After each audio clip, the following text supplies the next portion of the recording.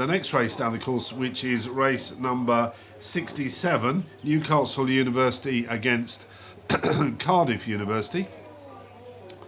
And just coming into shot, we have Newcastle nearest to us and Cardiff on the Buckinghamshire station, which is the far side. That is Newcastle in their light blue and red all-in-ones. And they always look good, Newcastle, don't they? They produce some really good crews, good eights. They have a huge pride in their club, Newcastle. They both Newcastle and Durham are virtually from adjacent boathouses at a place called Newburn, which is 12 miles outside the city centre of Newcastle. Yeah. And there's tremendous tremendous rivalry between the two clubs. But Newcastle also always superbly turned out.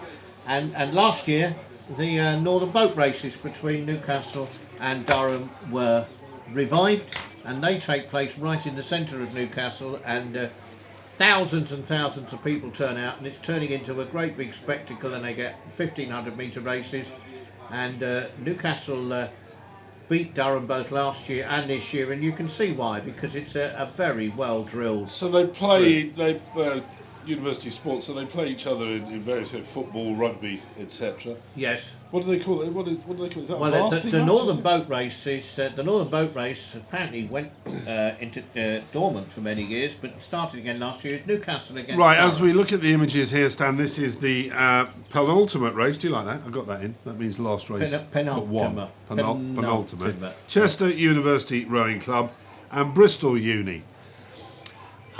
Chester, quite a new rowing club. They've only been on the scene for a very few years, but they had an impressive row this morning. Chester, I think you'll see, have an interesting rig that we might want to look at. Well, we're watching these academic eights coming down, race 68. And we have the punchers and the wobblers again, do we, Stan? Not a criticism, it's just a comment that there are two different styles. On the left-hand side there, we can see our friend the drone. See that, Stan? Oh, yes, indeed. That's our friend the drone. Some fantastic pictures. That's Bristol out in front at the moment. It is. Bristol traditionally had a very strong style of rowing. They rowed very much on strength, and that crew seems to be doing that.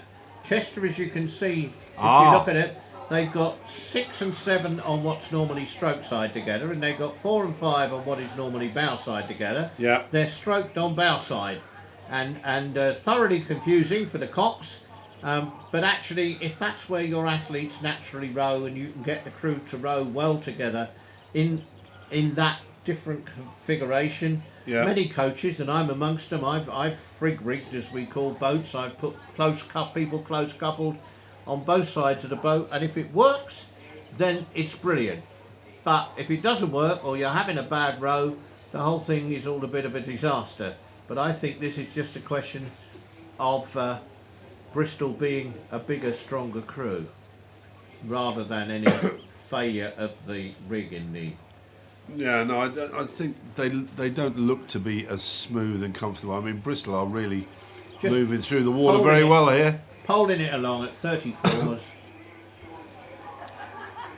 And that's what you might call the Oxford Brookes Power School of Rowing. They're just powering their boat along every stroke. So you're watching Bristol University against Chester University Rowing Club. Coming up to the halfway mark, it is Bristol University that maintain that lead of a couple of boat lengths.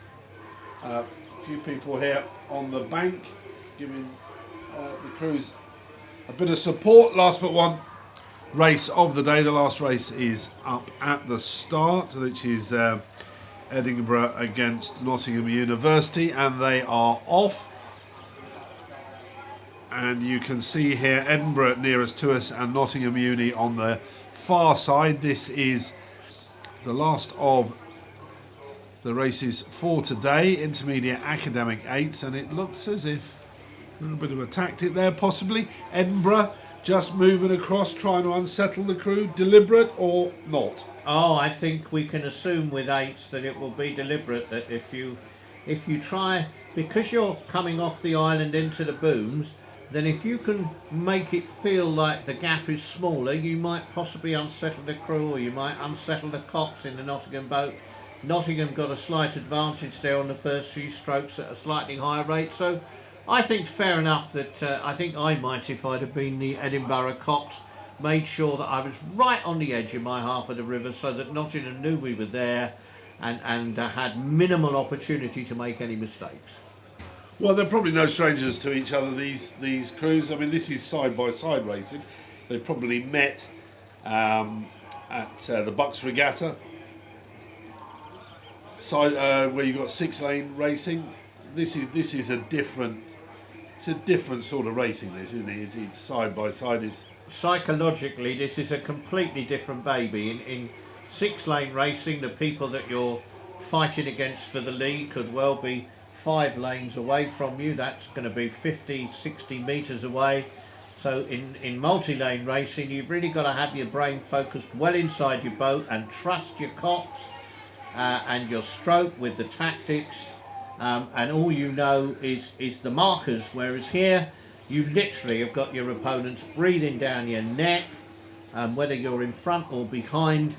There is a huge mental pressure on you whilst you're alongside another crew. So these two crews will feel stressed in a very different way to the multi-lane racing that they might be used to. Hopefully they'll have had some side-by-side practicing with club mates if they've got crews that are good enough for them. But Edinburgh and Nottingham here, looks to me as though Nottingham have established sufficient of a lead to be able to, I was going to say, sit back and dictate this race, but actually it is very hard whether you're in front or behind. But there is something rather lovely about it hurting, but you're cruising and you can see your opponents. That is a lovely feeling, to sit there and see your opponents and know that every time you push on that stretcher board and pull that blade through the water, you're a few inches nearer the finish and they're a few inches further behind you. We are sat in our commentary position just about halfway down this 1500 metre course.